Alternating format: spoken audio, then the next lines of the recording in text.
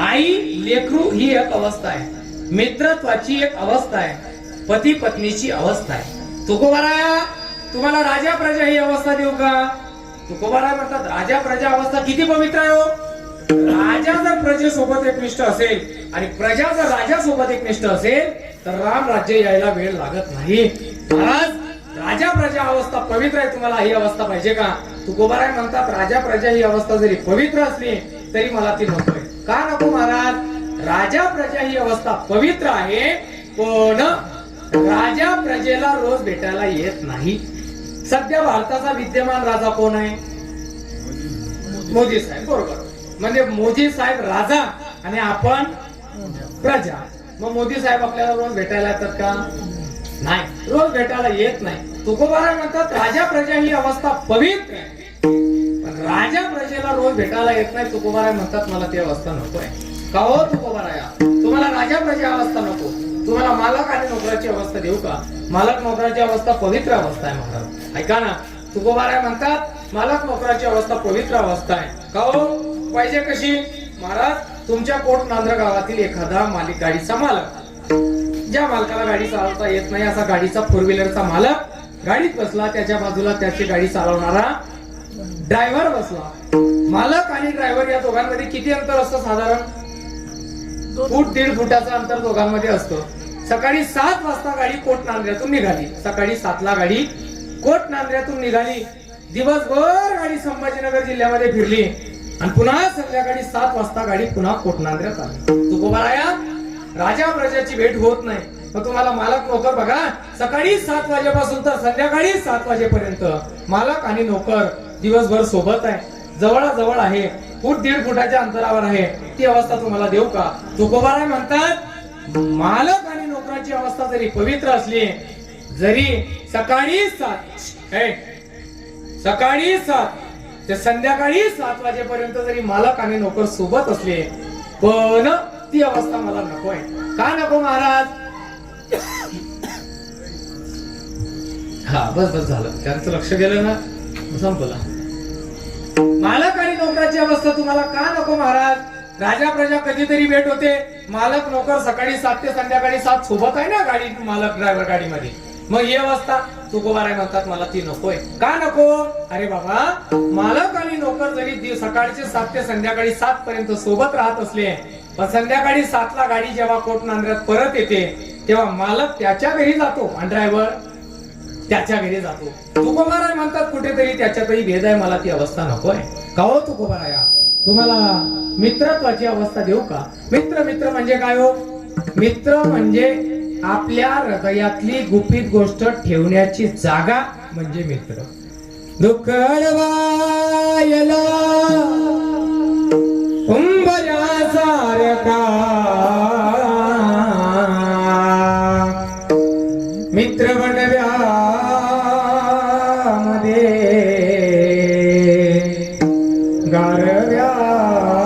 गारव्यासारखा वाट चुकणार नाही जीवनभर तुझी, वाट चुकणार नाही जीवनभर तुझी. एक तू मित्र कर आरशासारखा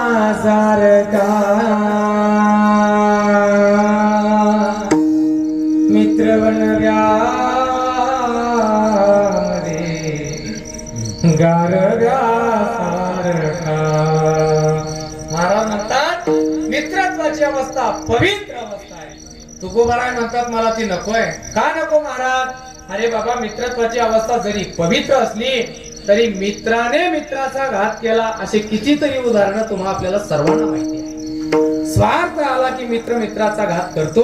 तुकोबाराय म्हणतात मला ती अवस्था नकोय. का हो तुकोबाराया? तुम्हाला आई आणि लेकराची अवस्था देऊ का? आई आणि लेकराची अवस्था किती पवित्र आहे. महिला मंडळ इकडे लक्ष द्या. तुम्ही तुमच्या लेकरांवर प्रेम करतात का? महिला मंडळ बोला ना. तुम्ही तुमच्या मुलांवर प्रेम करतात? किती करतात? थोडस नाही, भरपूर प्रेम करतात. आई आपल्या लेकरावर किती प्रेम करते? भरपूर प्रेम करते. महाराज म्हणतात आईचं प्रेम हे प्रेम आहे. खुशीत तुझी जन्मा भाग्याला नाही तो आई आई माया तुझी पेड्याहून आईचं प्रेम हे पवित्र प्रेम आहे. महाराज आई आपल्या लेकरावर किती प्रेम करते? महिला मंडळ भरपूर. तुम्ही तुमच्या मुलांवर प्रेम करतात की करतात ना सगळेजण? बरं ऐका, तुम्ही जे प्रेम तुमच्या मुलावर करतात ते प्रेम तुम्ही स्वार्थापोटी करतात का निस्वार्थापोटी? बोला. निस्वार्थापोटी. सर्वांचं हेच उत्तर आहे का? आई आपल्या लेकरावर जे प्रेम करते ते निस्वार्थापोटी करते. हे उत्तर सर्वांचं आहे का? खोट आहे. आई आपल्या लेकरावर जे प्रेम करते ते निस्वार्थापोटी नाही, स्वार्थापोटी. मी नाही सांगत, तुकोबाराय सांगतात. माय बापे सांभाळीती लोभा कारणे पाडिती. आई वडील आपल्या लेकरावर जे प्रेम करतात, मराठी मोकळे करत होता, मला त्रास होतोय बोलायला.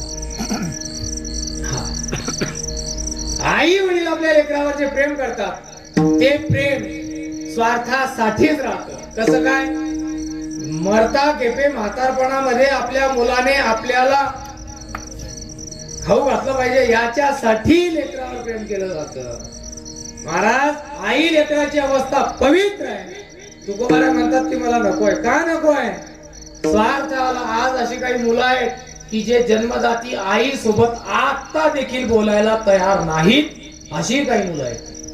स्वार्थ आला की आई आणि लेकराच्या प्रेमाला सुद्धा तळ जाते.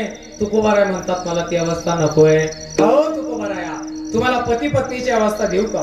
तुकोबाराय म्हणतात ती तो अजिबात नको, अजिबात नको. पती पत्नीची अवस्था नको. का हो महाराज? पती पत्नीची अवस्था पवित्र अवस्था आहे. पती पत्नीचं प्रेम म्हणजे काय? दोन शरीर एक श्वास, एवढं पवित्र प्रेम पती पत्नीचं आहे. तुकोबाराय म्हणतात ते मला नको. महाराज पत्नी पतीवर प्रेम करते. तुम्ही पुरुष मंडळी तुमचे सर्वांचे लग्न झाली आहेत ना? झाली आहेत. पत्नी आपल्या पतीवर प्रेम करते. कुठपर्यंत? कुठपर्यंत?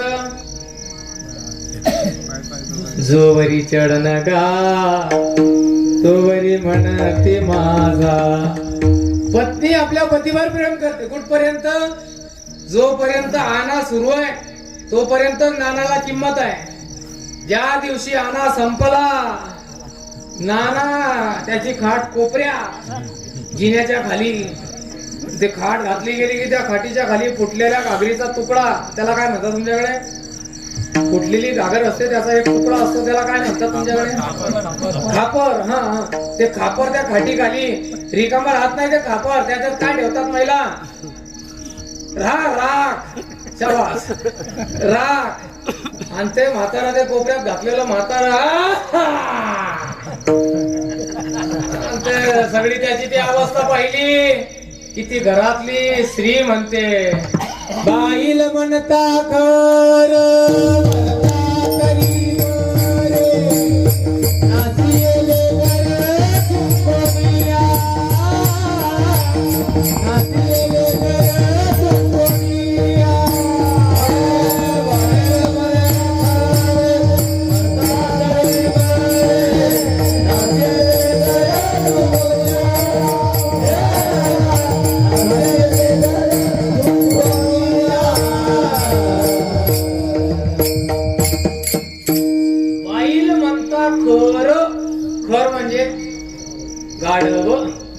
बाईल म्हणता खर मरता तरी बरे नासिले घर थुंकोनिया.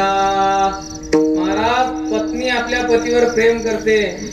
जोपर्यंत चांगलं सुरू आहे, आवक चालू आहे, तोपर्यंत. कोरोना होता का तुमच्याकडे? होता का कोरोना? माणसाला जर कोरोना झाला ना, असा टोकराने ताट लोटलं जातो. टोकराने. तुकोबाराय म्हणतात पती पत्नीची अवस्था पवित्र अवस्था आहे. पण स्वार्थ आला की दोघं विभक्त राहण्यासाठी होण्यासाठी आता कोर्टाची पायरी चढायला मागे पुढे पाहत नाही.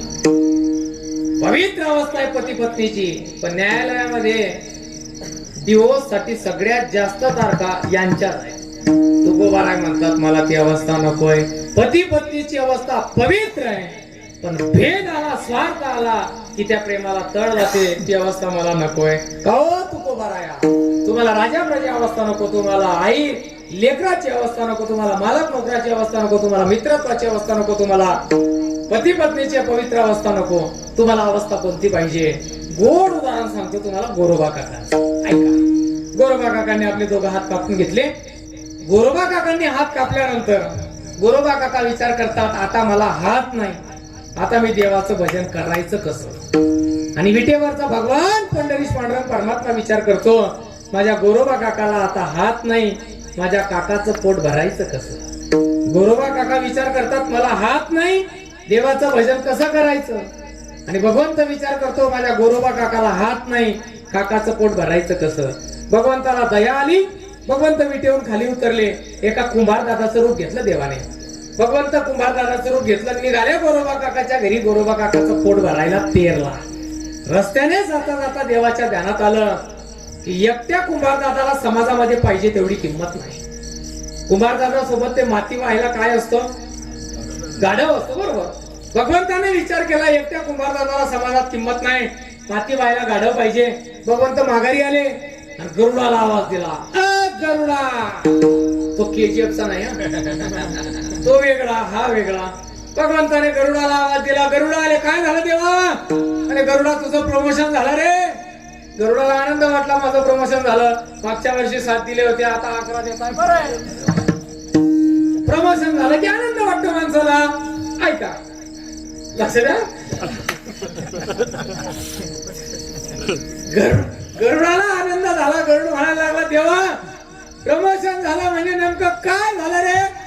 कसं प्रमोशन झालं? भगवंताने सांगितलंय, पाय गरुडा, प्रमोशन असं झालं, तू आता गरुडपणा सोडायचा आणि गाढवपणा धरायचा. गरुड म्हणे, देवा हे प्रमोशन लेटर नाही, हे सस्पेंड लेटर आहे. भगवंत म्हणे, ते काय मला माहित नाही, भक्ताच्या घरी काम करायला जायचंय. गरुडपणा सोडायचा, गाढवपणा धरायचा. भक्ताचं नाव ऐकल्यानंतर गरुडालाही आनंद वाटला. गरुडाने गरुड पण सोडलं. गरुड गाढव झाले, भगवंत कुंभार झाले. निघाले दोघांच्या दोघं 13 गोरोबा काकाच्या घरी पोट भरायला. पुन्हा देवाच्या ध्यानात आलं रस्त्यात की एकट्या कुंभार दादाला आणि एकट्या गाढवाला समाजात किंमत नाही. गाढवावर माती भरली की ते गाढव हाकलण्यासाठी कुंभार दादाची कोण लागते? बायको, बरोबर. बरेच गाढव हाकलायला बायको लागते. इकडे लक्ष द्या. समजा भगवंत पुन्हा माघारी आले. गाढव हाकलण्यासाठी कुंभारदादाची धर्मपत्नी पाहिजे म्हणून भगवंत माघारी आले. जगाची मालकीन लक्ष्मी मातेला आवाज दिला. आता लक्ष्मी माता म्हणजे काय सर्वसामान्य का? हा नवरत्नांचा शेला खांद्यावर आहे लक्ष्मी मातेच्या. काय झालं देवा? म्हणे भक्ताच्या घरी जायचंय. असं म्हटल्या बरोबर लक्ष्मी मातेने तसाच पाऊल बाहेर काढला. म्हणे चला. भगवंत म्हणे, पाय लक्ष्मी, तुला भक्ताच्या घरी जे जायचंय ना, ते मालकीन म्हणून जायचं नाही, तर मोलकरी म्हणून जायचंय. हे सगळे आभूषण काढा, मालकिनीचे आभूषण काढा, मोलकरी म्हणून जायचंय. महाराज, भक्ताच्या घरी काम करण्यासाठी जगाची मालकीन लक्ष्मी मातेने गुडघ्या एवढं पातळ घेतलं. लक्ष्मी माता कुंभारीन ताई झाल्या. भगवंत कुंभार दादा झाले. गरुड गाढव झाले. निघाले तिघच्या तिघ 13 गोरोबा काकाच्या घरी. दारात उभे राहिले गोरोबा काकाच्या. आणि भगवंताने आवाज दिला, काका. गोरोबा काका बाहेर आले. कोण रे बाबा तू? म्हटले, मी कुंभार आहे. बर, काय येणं केलं? काका, मला काम पाहिजे. काम पाहिजे. काय काम? काका, तुला काय येतं बाबा? मला सगळ्या वस्तू बनवता येतात काका. तुम्ही म्हणाल ती वस्तू मी तुम्हाला बनवून दाखवेल. बर, मोबदला काय घेशील? काका, पोटाला 2 टायमाची भाकरी द्या. रुपया नको मला तुमचा. 2 टायमाची भाकरी पोटाला मिळाली. काका, मला रुपया नको. ते शब्द ऐकले कुंभारदादाचे गोरोबा काकांनी आणि आपल्या हाताकडे पाहिलं. आपल्या हाताकडे पाहिलं. हात कापले गेलेले. घरामध्ये आणून टाकलेल्या मातीच्या ढिगाकडे पाहिलं. आपल्या हातांकडे पाहिलं. घरामध्ये मातीचा ढीग आणून ठेवलेला. आपल्याला हात नाही. गुरुबा काका म्हणतात मला हात नसल्यामुळे त्या मातीचा मी उपयोग करू शकत नाही. दारात कुंभार उभा आहे, त्याला सगळ्या वस्तू बनवता येतात आणि मोबदला म्हणून तो रुपया घ्यायला तयार नाही, पोटाला भाकरी मागतोय. जर दारातल्या कुंभाराने घरातल्या मातीला हात लावला तर घरातल्या मातीचं सोनं झाल्याशिवाय राहणार नाही. गुरुबा काकांनी दारात आलेल्या कुंभाराला घरात बोलवलं. ये बाबा इकडे, हे बाय ही माती आहे. बर काका. इथं चिखल बनवायचा. हो काका. इथं घागरी थापायच्या. हो काका. इथं आवा पेटवायचा. हो. ते चाक असते की नाही कुंभार दादाच्या घरी, याच्यावर पंत्या बनवायच्या. बर महाराज, देवाला सगळी कामं गुरुबा काकांनी सांगितली. ऐका, गुरुबा काकांच्या पदस्पर्शाने पवित्र झालेली माती भगवंताने कपाळाला लावली आणि चिखल बनवायला सुरुवात केली. चिखल तयार झाला. भगवंताने तो चिखलाचा गोळा त्या चाकावर ठेवला. ते चाक फिरवायला अशी काठी असते कुंभारदादाच्या घरी. भगवंताने ती काठी घेतली, तो चिखलाचा गोळा चाकावर ठेवला, काठी घेतली आणि काठीच्या साह्याने फिरत्या चाकावरती देसी मातीला विठ्ठला तू वेडा कुंभार. विठ्ठला तू वेडा कुंभार. घटा घटाचे रूप आगळे प्रत्येकाचे दैव वेगळे. कुणामुखी पडते लोणी कुणामुखी अंगा तू वेडा तू वेडा. भगवंताने पंत्या बनवल्या, भगवंताने घागरी बनवल्या, घागरी तयार झाल्या. गोरोबा काकांनी घरी आलेल्या कुंभाराला सांगितलं, हे बाबा सगळ्या घागरी बैलगाडीत भरायच्या. बाजूच्या गावाला बाजार आहे, बाजाराला घागरी विकायला न्यायच्या. हे बाय ही घागर 100 रुपयाला विकायची, ही 200 रुपयाला विकायची, ही 300 रुपयाला विकायची. घागरींचे भाव ठरले गेले. गोरोबा काकांच्या घरी आलेल्या कुंभाराने घागरी गाडीत भरल्या आणि निघाला बैलगाडा. गोरोबा काका म्हणे पूर्ण गाडाभर घागरी विकल्याशिवाय माघारी यायचं नाही. तर म्हणे काका 10 मिनिटात परत येतो. गेला महाराज कुंभार दादा गाडा घेऊन. 10 मिनिटात बैलगाडा रिकामा घरी परत आला. गोरोबा काकांनी पाहिलं 10 मिनिटात गाडा रिकामा झाला. म्हणे का रे पलटी मारलं काय कुठे? तो म्हणे नाही हो, सगळ्या घागरी विकल्या गेल्या काका. गोरोबा काका म्हणे माझे हयाती गेली घागरी विकता विकता. 10 मिनिटात कधीच गाडाभर घागरी विकल्या गेल्या नाही. आणि तू कशा विकल्या? म्हणे विकल्या गेल्या. म्हणे मोबदला दाखव कुठे आहे?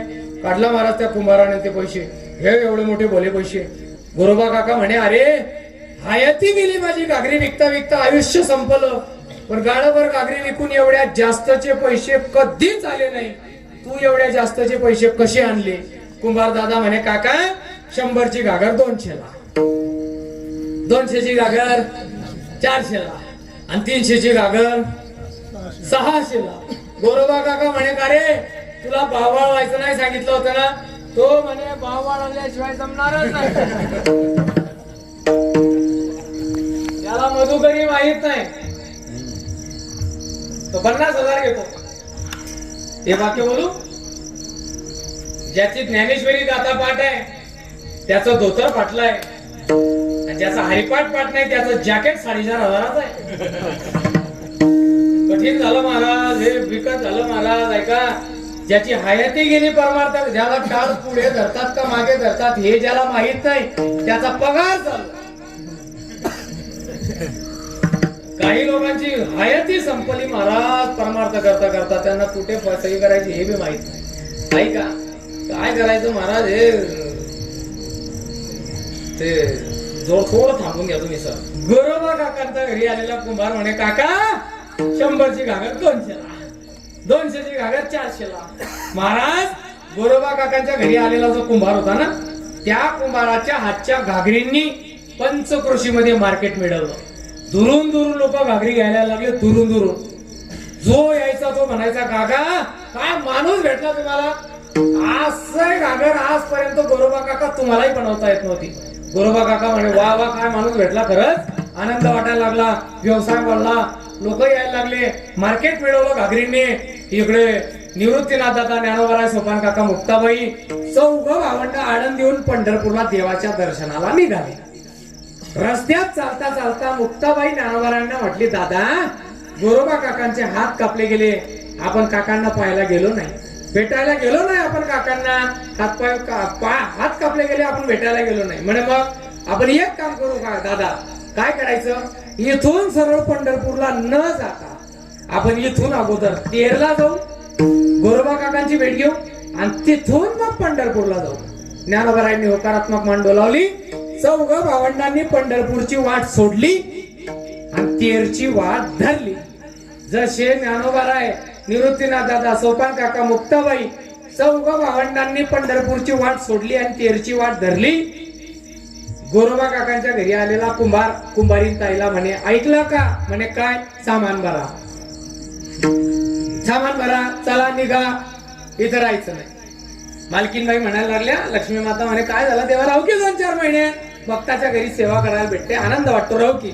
नाही जमत. तेवढ्यात ते गाढवा सामान घे पाठीवर, चला निघा. गाढव म्हणे खरं सांगतो देवा तुला. गरुडजी म्हणायला लागले देवाला, देवा तुला खरं सांगू, जो आनंद मला गोरोबा काकाच्या घरी माती वाहण्यात भेटतोय ना, तो आनंद तुला घेऊन ब्रह्मांड फिरण्यात नाही. काय देवा, भक्ताच्या घरी राहू की 2-4 महिने. भगवंत म्हणे तसं चालत नाही, चल निघ. ते आडलं महाराज गाढव.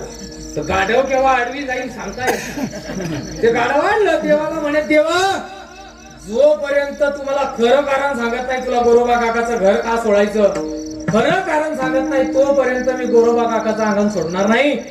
भगवंताला बोलावं लागलं, म्हणे गाढवा कदाचित गोरोबा काकांनी आपल्याला ओळखलं नाही, पण जे आपल्याला पहिल्याबरोबर ओळखतात त्यांनी पंढरपूरची वाट सोडली आहे आणि तेरची वाट धरली आहे. चला निघा. आले चौघ भावंड गोरोबा काकाच्या दारात. ज्ञानोबारायांनी आवाज दिला, काका दारात उभे राहिले, संत विचार दारात उभे आहे, पण प्रणाम करायला हात नाही गोरोबा काका. लक्ष द्या माझ्याकडे. संत विचार दारात उभे आहे, पण प्रणाम करायला हात नाही गोरोबा काकाकडे. पवित्र नेत्रांनी प्रणाम केला गोरोबा काकांनी. आणि मुक्ताबाई गोरोबा काकांना म्हणायला लागली, काका तुमच्या घरी येत असताना, तुमच्या गावाला येत असताना पंचक्रोशीमध्ये प्रत्येक गावामध्ये एकाच गोष्टीची चर्चा चालू आहे. काय? तुमच्या घरी आलेल्या कुंभाराच्या हातच्या घागरींचंच वर्णन चालू आहे. काका पंचक्रोशीमध्ये मार्केट मिळवलं हो त्या कुंभाराने. बर काका मला एकदा त्या कुंभाराला भेटायचंय. कोण म्हटलं? मुक्ताबाई गोरोबा काकांना म्हटली, काका मला एकदा त्या कुंभाराला भेटायचंय. गोरोबा काका म्हटले, का नाही मुक्ता? सगळा वाळा पालथा घातला गोरोबा काकांनी, पण कुंभार नाही, त्याची बायको नाही आणि त्याचं गाढवही नाही. नैराश्य आलं गोरोबा काकांच्या चेहऱ्यावर. मुक्ताबाईने नैराश्य पाहिलं, गोरोबा काकांना म्हणायला लागली, काका का चेहरा पडला तुमचा, का नैराश्य आलं? अगं मुक्ता, ज्या कुंभाराला तुला भेटायचंय ना, माझ्या घरी आलेला जो कुंभार आहे, ज्या कुंभाराला तुला भेटायचं होतं ना, वाळा पालथा घातला पण कुंभार नाही, त्याची बायको नाही आणि त्याचं गाढवही नाही. काका जाणे गेला असेल कुठे कुंभार? ज्या घागरीने मार्केट मिळवलं त्या कुंभाराने बनवलेली ती घागर मला पाहायला मिळेल? गोरोबा काका म्हटले, हो मिळेल. आणली घागर महाराज गोरोबा काकांनी. मुक्ताबाईने घागर हातात घेतली, घागरीकडे पाहिल्याबरोबर टपकन डोळ्यातून पाण्याचा थेंब पडला. मुक्ताबाई रडायला लागली. पुढे ती घागर ज्ञानोबारायांच्या हातात गेली. ज्ञानोबारायांनी घागरीकडे पाहिल्याबरोबर ज्ञानोबारायांचे नेत्र पाणावले. पुढे घागर निवृत्तीनाथ दादाच्या हातात गेली. घागरीकडे पाहून निवृत्तीनाथ दादा रडायला लागले. सोपान काकाच्या हातात घागर गेली. घागरीकडे पाहून सोपान काका रडायला लागले. पुन्हा घागर मुक्ताबाईच्या हातात आली आणि चौघ भावंड घागरीकडे पाहून रडतायत. म्हणून गोरोबा काकांनी मुक्ताबाईला प्रश्न केला, मुक्ता अगं तुम्ही चौघ भावंड घागरीकडे पाहून का रडतायत? त्यावेळेला मुक्ताबाई म्हणायला लागली, काका या घागरीला बनवणारा जो कोणी कुंभार आहे ना, या घागरीला बनवणारा कुंभार कोणी सर्वसामान्य कुंभार नाही. काका या घागरीला बनवणारा कुंभार विटेवरचा भगवान पंढरीश पांडुरंग परमात्मा. काका या घागरीला बनवणारा कुंभार हा भगवंत आहे. गोरोबा काका म्हणे, मुक्ता कशाच्या बळावर म्हणते की ही घागर देवाने बनवली आहे? काका घागरीकडे पहा ना, घागरीवर काय चिन्ह उमटली आहे? काय चिन्ह होती घागरीवर? शंख, चक्र, गदा, पद्म. काका, ही सगळी चिन्ह देवाच्या हाताची चिन्ह आहे. ज्या घागरीला देवाचा हात लागला त्या घागरीने परिसरात मार्केट मिळवलं. देवाने बनवलेली ही घागर, कळतंय तुम्हाला? देवाने बनवलेली ही घागर, या घागरीला जर संत विचारांचा स्पर्श झाला तर या घागरी सारखी पवित्र घागर जगाच्या पाठीवर दुसरी कोणती नाही. शरीर उत्तम चांगले. महाराज म्हणतात, बस गोरोबा काकाच्या घरी आलेला भगवंत न सांगता करी सर्व काम. काय साधना होती महाराज गोरोबा काकांची? चिखल तुळवता तुळवता पोटचा पोरगा चिखलात आला. नवलाची गोष्ट ऐक सकाळी बाई, कुंभारान झाला तुळविले पायी. नवलाची गोष्ट, पोटचा पोरगा चिखलात आला महाराज गोरोबा काकांच्या. पण नाम साधनेमध्ये एवढे मग्न झाले गोरोबा काका की नाम साधनेच्या बळावर देवाला घरी नांदवलं महाराज. तुकोबाराय म्हणतात, देवा जी अवस्था गोरोबा काकांना नाम साधनेबद्दल मिळाली ना, ती अवस्था मला कधी मिळेल?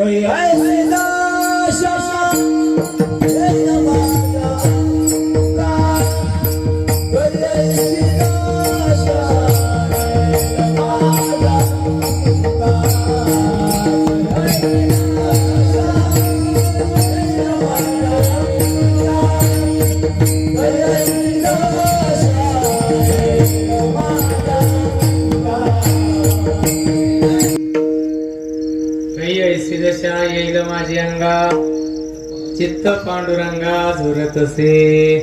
महाराज म्हणतात, ही अवस्था मला कधी मिळेल? कोणती अवस्था? जी गोरोबा काकांना नाम साधनेसाठी मिळाली. महाराज काय एकाग्रता होती महाराज नाम साधनेमध्ये गोरोबा काकांची.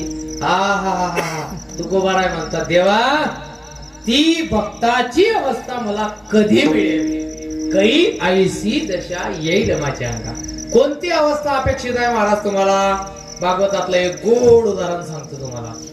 भगवान कृष्णाने एकदा उद्धवांना सांगितलं, उद्धवा तुम्ही माझे ज्ञानी भक्त आहेत. उद्धवाला ज्ञानी भक्त म्हटलं आणि उद्धवजी सगळ्या गावात सांगत फिरले, मी देवाचा ज्ञानी भक्त आहे, मी देवाचा ज्ञानी भक्त आहे. सगळ्यांना सांगत फिरले. भगवंत म्हणे, का हो उद्धवा, जी गोष्ट मला सहन होत नाही, तीळ मात्र जरी होय अभिमान, मेरू तो समान भार देवा.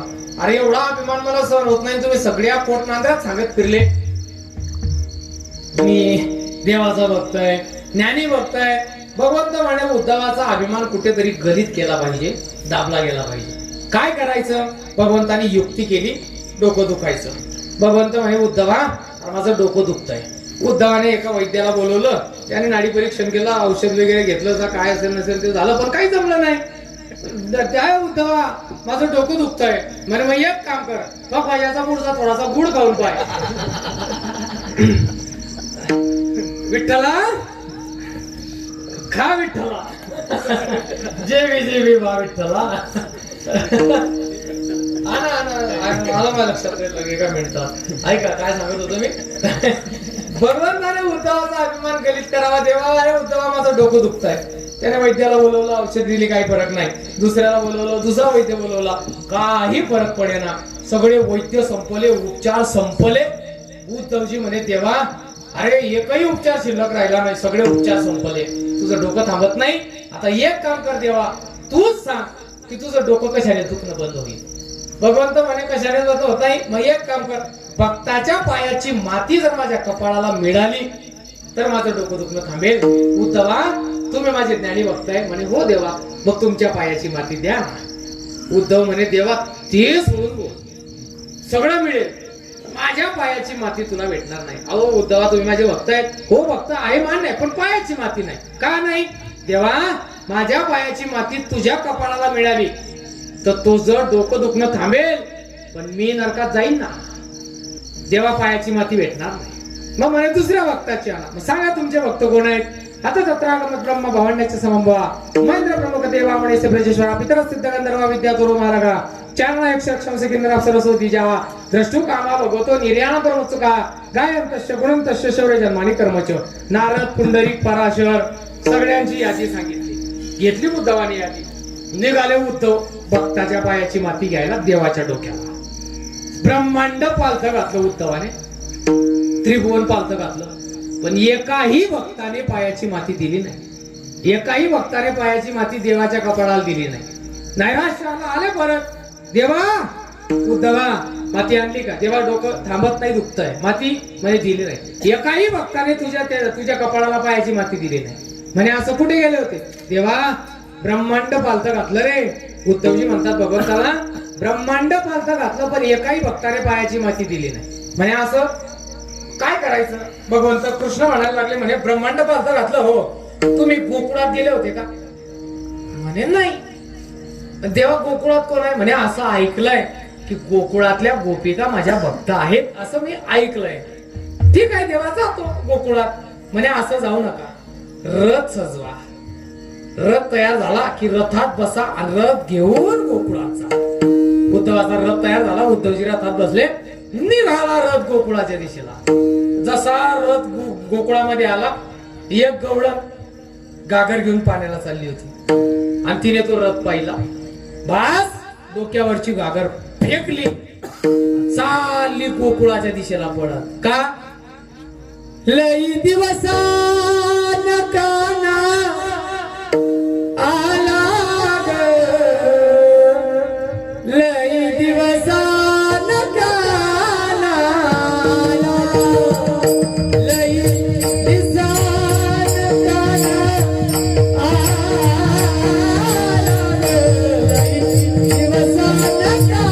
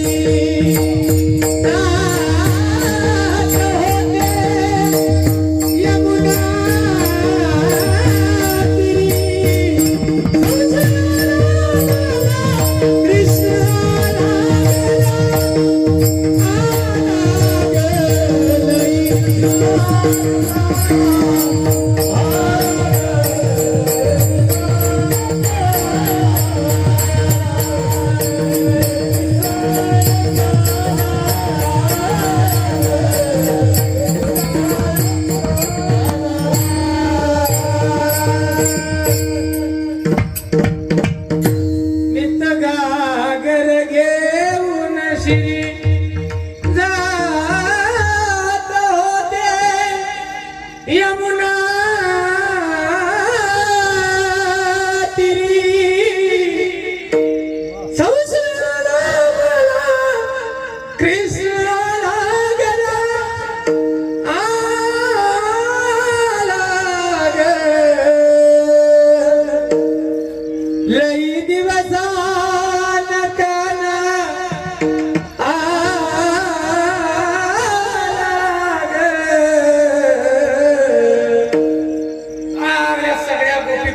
सुटल्या रथाकडे आणि रथाच्या मागच्या बाजूला पाहायला लागल्या. कोणाला? कृष्णाला. उद्धवजी म्हणे गोपिकांनो मी पुढे आहे, मागे काय पाहता? त्या कोणाला पाहत होत्या मागे? कारण असाच रथ आला होता एक आणि त्यांचा प्राण त्यांच्याकडून घेऊन गेला होता. कोणाचा होता तो रथ? अक्रूराचा.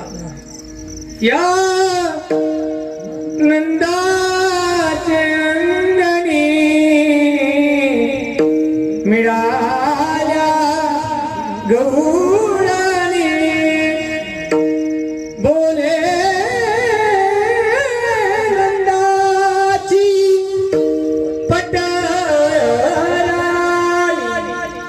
सदगदित बोले मथुरे चक्रपाणी जातो साजनी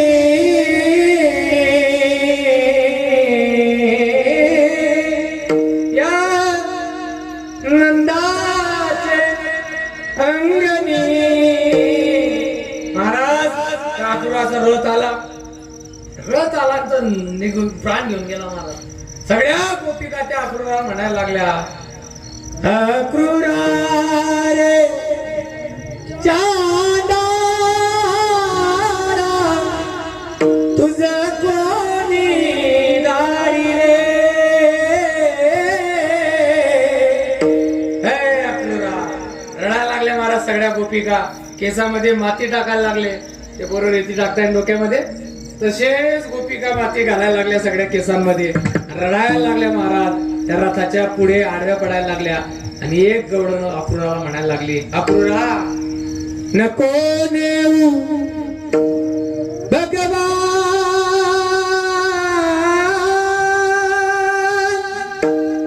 अक्रूरा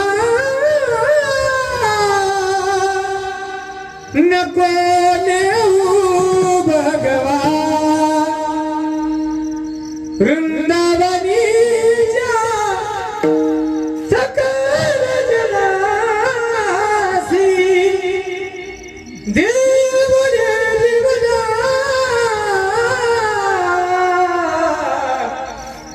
नको नेऊ भगवान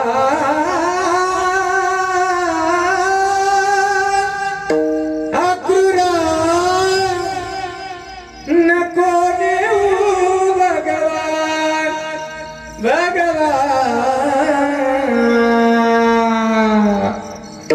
भगवान अक्रूराला सगळ्या गोपिका विनंती करायला लागल्या.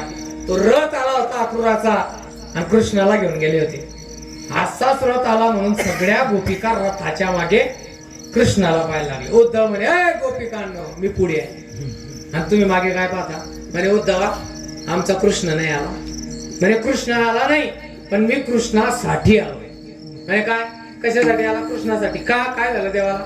म्हणे काय नाही देवाचं डोकं दुखतंय. सगळ्या गोपिका म्हणे, ए उद्धवा इथं काय सांगत आला.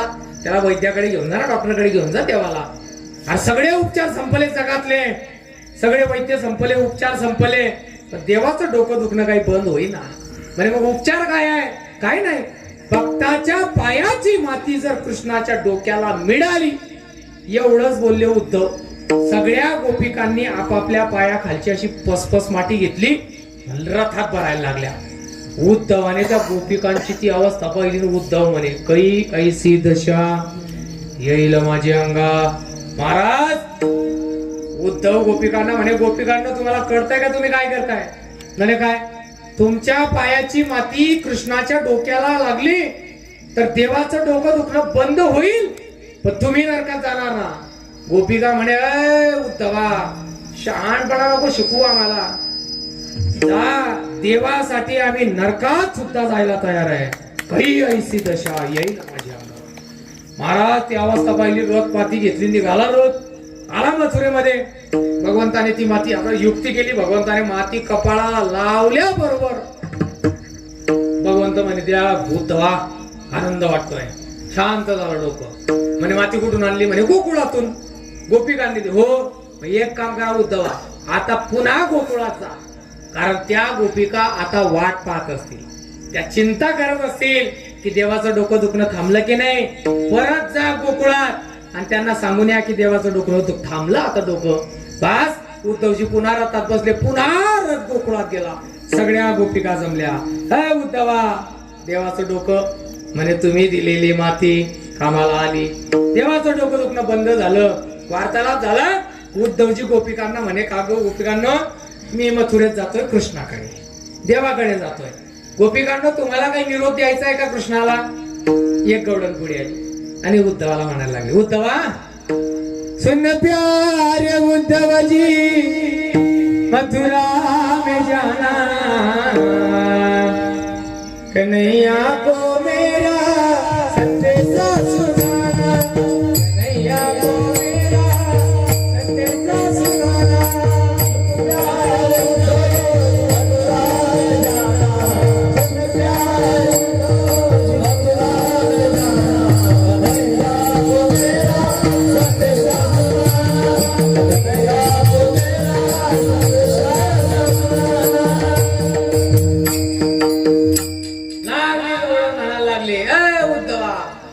जाताय ना तुम्ही, मग कृष्णाला माझा एक निरोप घेऊन जा. का जाऊन सांगा त्या कृष्णाला, जर त्याला आम्हाला भक्तीचं वेळ लावून असं टाकून जायचं होतं तर आम्हाला या अवस्थेमध्ये आणून सोडायला नको होतं. काहे कन्हैया प्रीत लगाई,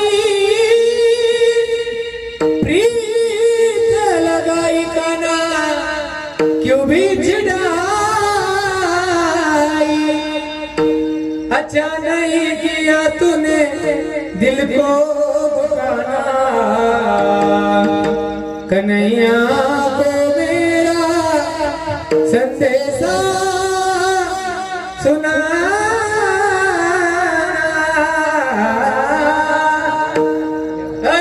गोपिका ला उद्धवाला सांग त्या कृष्णाला, तेवढ्या तू नाम साधनेमध्ये परिपक्व दशेला प्राप्त झालेली एक गवळण पुढे आली, जीर्ण झालेली म्हातारी गवळण पुढे आली.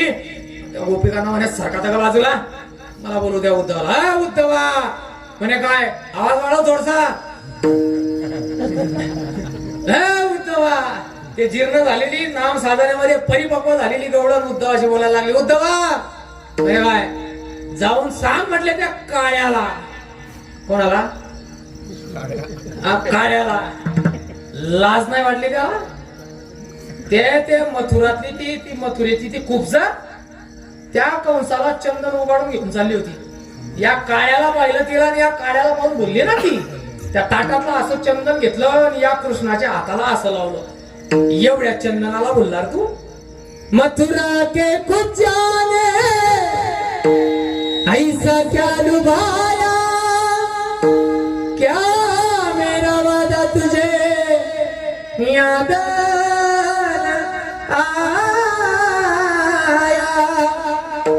नहीं पड़ता हमको आंसू बहाना, कन्हैया को मेरा संदेशा सुनाना.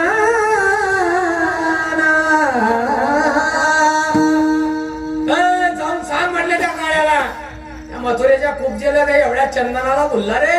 अरे आम्ही साधना करता करता मरणासन्न अवस्थेला प्राप्त झालो त्या कृष्णामुळे. त्या गोपिकेचे शब्द ते डोक्यात बसले उद्धवाच्या. रथ निघाला, चालला मथुरेकडे रथ. जसा रथ मथुरेत आला, उद्धवाने रथातून उडी मारली आणि गल्लीने पडता पडता उद्धवजी म्हणे, काळ्या बाहेर निघ. कोणाला? देवाला, कृष्णाला. सगळ्या मथुरेतले लोक घरातून बाहेर निघाले की कृष्णाला काळ्या म्हणणारा मथुरेमध्ये कोण आहे. जो तो ज्याच्या त्याच्या ओट्यावर बसून कीर्तन ऐकायला लागला. हा इकडे लक्ष द्या, इकडे लक्ष द्या. मी ते मथुरेतली गोष्ट सांगतोय, तुम्ही मागे वळून पाहू नका. जो तो ज्याच्या त्याच्या वाट्यावरून वरायला लागला. पाहतात तर काय, देवाला काळ्या म्हणणारा कोण आहे. पाहिलं तर कोण होतं? उद्धवजी. महाराज दारात उभे राहिले, कृष्णाच्या लागले शिव्या घालायला कृष्णाला उद्धवजी. भगवंत घरामध्ये शांत बसलेले, आनंदाने हसताय मस्त. एक जण गुपचूप गेला, मागून गेला कृष्णाला म्हणे, का रे कृष्णा? म्हणे काय, आता उद्धव तुला शिव्या घालताय आणि तू दात काढतोय. उद्धव तुला शिव्या देताय, तू हसतोय घरात. ते म्हणे, खरं सांगतो तुला, याच साठी केला होता अट्टहास. याच्या शिव्या आहेत ना, जरी तोंड मात्र उद्धवाचं असलं पण तोंडातून येणाऱ्या शिव्या कोणाच्या आहे? गोपिकांच्या आहे. अरे या शिव्या ऐकता ऐकता माझं बालपण गेलं. खऱ्या अर्थानं या शिव्या ऐकण्यासाठीच तर एवढा खटाटोप करून ठेवला. ऐकू दे म्हटले, आनंद वाटतोय मला. बाहेर निघ. मारलं देवाला बाहेर. जसं भगवंत बाहेर आले त्या उद्धवाला आपल्या हृदयाशी लावलं कृष्णाने. उद्धवाला हृदयाशी लावलं आणि सगळ्या मथुरेतले लोक कृष्णाला म्हणे, कृष्णा धुंद झाला तुझा दरबार. अरे तो तुला शिव्या घालतोय, उद्धव तुला शिव्या देतोय, तू त्याला हृदयाशी लावतोय. त्याने तुझ्या विरोधात फॉर्म भरला आणि तू त्याला जाप असतो. धुंद झाला तुझा दरबार. भगवंताने असं धरलं उद्धवाला हृदयाशी सोडता सोडेना. एक जण म्हणे, आहे कृष्णा सोडणं त्या उद्धवाला कुठपर्यंत धरून देवशील? टाइम संपला ना, झालं ना, थोडस राहिलं ना, सोड पटकन. भगवंत म्हणे, खरं सांगतो तुम्हाला मी रोज उद्धवाला हृदयाशी लावतो, पण आज उद्धवाला हृदयाशी लावत असताना मला गोपिकांना हृदयाशी लावल्याचं पुण्य भेटतंय, म्हणून मी मात्र उद्धवाला सोडत नाही. महाराज खऱ्या अर्थानं तो भाव पाहिला उद्धवाचा आणि भगवंत म्हणे, उद्धवा तुम्ही खऱ्या अर्थानं आज माझे ज्ञानी भक्त सुद्धा आहेत आणि माझे प्रेमी भक्त सुद्धा आहेत. कई ऐसी दशा येईल माझे अंगा, चित्त पांडुरंगा झुरत असे. झुरत असे. तुमच्याकडे माणसं झुरतात का? महिला मंडळ, तुम्हाला एक प्रश्न विचारू, तुमच्याकडे महिला झुरतात का? तुमच्याकडे नाही? तिचे 1500 पडले, माझे कसे नाही? झुरतात की? बघा माणसं झुरतात का? तुम्ही बोलता ना, तुमच्याकडे माणसं झुरतात का? बरं ऐका, सोपं बोलतो.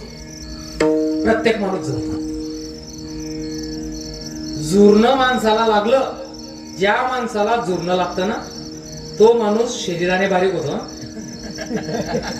माझ्याकडनं का भाऊ, माझी तब्येतच तशी आहे. ऐका अजून बोलतो. ज्याला झुरणं लागलं त्याची तब्येत, शरीर त्याचं बारीक होतं. पण अजून बोलतो, जाड माणूस बारीक होण्यासाठी रामदेव बाबाचा योग करावा लागतो.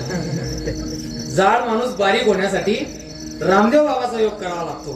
पण ज्ञानोबारायांचा योग करायला माणूसच बारीक लागतो. ऐका, जुरणं लागलं, संसाराचं जुरणं लागलं की माणूस शरीराने बारीक होतो. लक्ष द्या, संसाराचं जुरणं लागलं की माणूस शरीराने बारीक होतो आणि परमार्थाचं जुरणं लागलं की माणूस संसारातूनच बारीक होतो. चित्त पांडुरंगा झुरत असे, झुरोनी पांजरा होऊ पाहे आता. महाराज म्हणतात, देवा भेटण्यासाठी खऱ्या अर्थानं आता मी झुरतोय. चित्त पांडुरंगा झुरत असे. का हो देवा, तुम्हाला या पवित्र अवस्थेपर्यंत जर पोहोच केलं तर तुम्ही काय करणार? नाठवून देह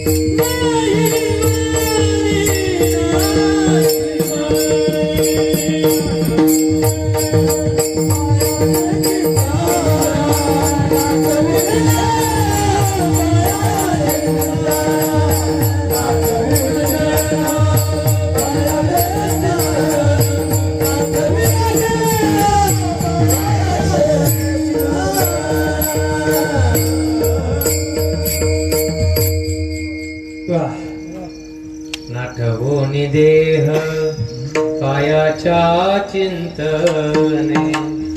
गोड चालला. महाराज म्हणतात, जर ही अवस्था मला प्राप्त झाली ना, मी काय करेन? ना आठवणी देह कायाच्या चिंतने अवसान ते क्षण नाही मध्ये ना आठवणी देह मी देहाचा सुद्धा विचार करणार नाही. कशाच्या बाबतीत? देहाचा विचार सुद्धा करणार नाही. मग कशाच्या बाबतीत? तर लग्न सराई आता चालू आहे. मग लग्न असलं की काय असतं? तुमच्याकडे लग्न होतात ना? लग्न असले की काय असतं? जेवण नाही. हा पंगत, बरोबर. मग ना आठवणी देह मी देहाचा विचार करणार नाही. लग्न असलं, पंगत दिसली की मी या असं आहे का ते? असं आहे का ते? ना आठवणी दे. लोक एवढे हुशार झाले महाराज. देह हाची देव, भोजन ते भक्ती, मरण ते मुक्ती पाखांड्याची. लोक एवढे पुढचे आहेत महाराज. लोक म्हणतात देवे दिला देह, भोजना गोमटा.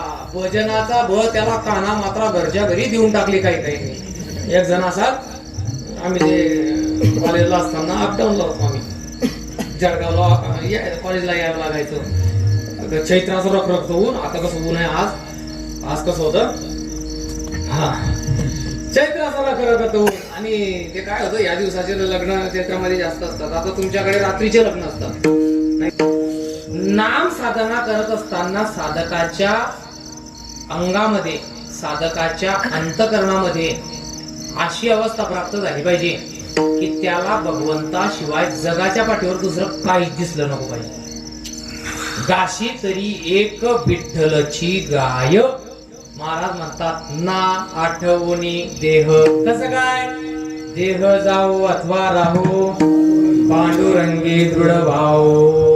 महाराज म्हणतात देह गेला तरी चालेल पण भगवंताची भक्ती नको बंद व्हायला. हा हा हा विठ्ठल विठ्ठल. कृष्ण अर्जुनाचा केस विठ्ठल विठ्ठल म्हणायचा. श्रीकृष्ण जय कृष्ण, श्रीकृष्ण जय कृष्ण. अशी साधना झाली पाहिजे महाराज. हळूहळू हळू नाम जप कर. तुमच्याकडे नाम जप करता तुमच्या गावातली मंडळी. नाम जप करता करता सुरुवातीला थोडे दिवस तुम्हाला काउंट लक्ष ठेवावं लागलं ते रामकृष्ण हरी रामकृष्ण हरी. 1-2 महिन्यानंतर तुम्हाला कॉन्सन्ट्रेशन करण्याची गरज नाही. मुखाने नाम येतं आणि हाताने बरोबर बटन दाबलं जातं. थोड्या दिवसानंतर ही अवस्था अशा ठिकाणी प्राप्त होईल की तुम्हाला फक्त मुखाने नाम चिंतन होईल, बटन दाबण्याची आठवण पडेल. त्याच्या पुढे तुम्ही समाजासमोर जरी बोलत राहिले तरी अंतकरणातून नाम साधना बाहेर पडेल. याला नाम साधनेची जोड म्हणतात. आनंद वाटला महाराज मला तुम्ही नाम साधना करतात मंडळी. देहाचा सुद्धा विचार न केलेला. मोटरसायकलवर नामजप जास्त होतो ना, मग नवीन एक सण असली तरी ती घरी राहू द्यायची, मोटरसायकलवर ड्युटी जायची. नाम साधना जास्त होते ना. मग असं केलं याच्यासाठी लोक तसं नाही करत हो. विचित्रपणा आलाय.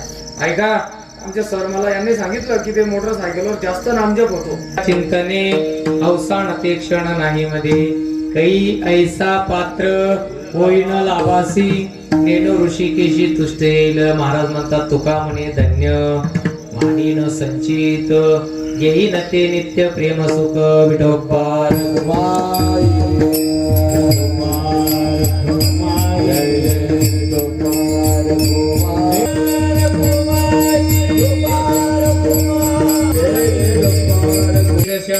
येईल माझे अंगा चित्त पांडुरंगा झुरत असे आठवणी देह पायाच्या चिंतने अवसान ते क्षण नाही मध्ये झालेली सेवा ज्ञानोबारायांच्या चरणी अर्पण करतो. सद्गुरु गजानन महाराज यांच्या चरणी अर्पण करतो. एखादा चुकी शब्द गेला तर आपलं हे कोट नांद्रा आपल्या पवित्र गावामध्ये भगवंताचा उत्सव, गजानन महाराजांचा उत्सव आपण सर्व गावकरी मंडळी मिळून साजरा करतात नाही का. आनंद वाटतो महाराज या वेळेला देवाचं कार्य करत असताना सर्व गावकरी मिळून एकोप्याने हा उत्सव साजरा करतात. आनंद वाटला मला ही सगळी मंडळी जेव्हा भावाची. जरी माझा परिचय जरी माझं दुसरं वर्ष असलं पण खऱ्या अर्थानं कैलास महाराजांच्या माध्यमातून का होईना मला नाम साधकांची मैत्री घडाली. आनंद वाटला महाराज मला. आमचे सोपान महाराज आहेत, सर आहेत, विलास दादा आहेत.